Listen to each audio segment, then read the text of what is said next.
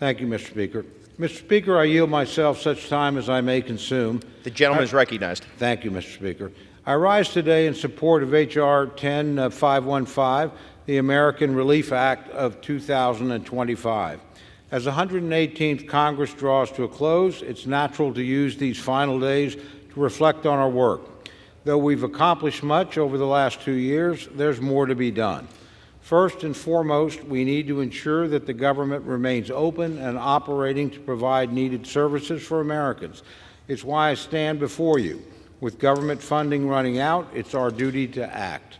When the House Appropriations Committee began our process of drafting bills for fiscal year 2025, we knew we had to work quickly to pass the House, or put the House in the best position possible. To that end, we successfully reported all 12 of our annual appropriations bills out of the committee and succeeded in passing 5 of them across the floor. Unfortunately, the House does not act on its own, and I'm sorry to say, whether we like it or not, our colleagues in the Senate have input in this process. To date, the Senate has yet to pass a single fiscal year 2025 appropriations bill across the floor.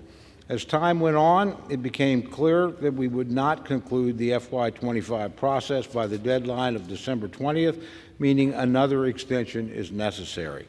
I know there's great frustration that a second continuing resolution is necessary, and quite frankly, I share in that feeling. But a government shutdown is never a good alternative. So today's bill funds the government through March 14th.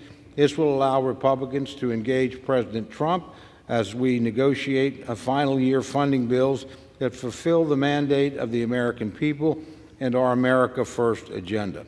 Further, this route ensures that there are no undue disruptions to our national security and the vital programs that our constituents rely on. Today's bill also extends out the debt limit for a further 2 years to January 20th, 2027.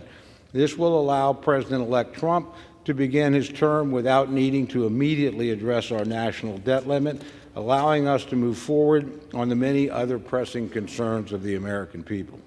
Finally, the legislation also provides much-needed relief to Americans struggling to recover from recent natural disasters. This includes destruction in my own district, which faced tornadoes that ripped through Oklahoma. From floods and droughts to wildfires and other storms, communities across the United States have suffered. These realities have been grim. I recently visited North Carolina at the invitation of my good friend and fellow Appropriations Committee member, Chuck Edwards, and saw with my own eyes the devastation and damage caused by Hurricane Helene's catastrophic flooding. Months after the storm, countless people remain without basic necessities of life, and the region will remain affected for years to come. My takeaway from these experiences is clear. Congress must act. We need to provide the necessary disaster recovery aid for states and communities as our fellow citizens rebuild and restore. Though relief efforts are ongoing, it will be months, if not years, before life returns to normal.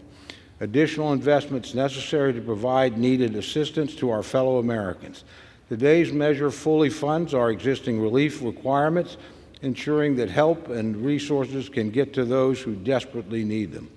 Rural communities, particularly our farmers and ranchers, are facing a tough farm economy and the aftermath of multiple disasters, and these are prioritized in this legislation.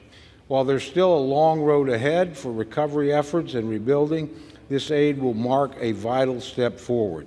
For these reasons, I urge all of my colleagues to vote in support of H.R. 10515, and I thank you, Mr. Speaker, and reserve the balance of my time. Gentleman reserves